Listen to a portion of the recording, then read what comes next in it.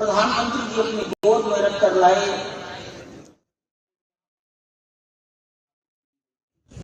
महाकाल मंदिर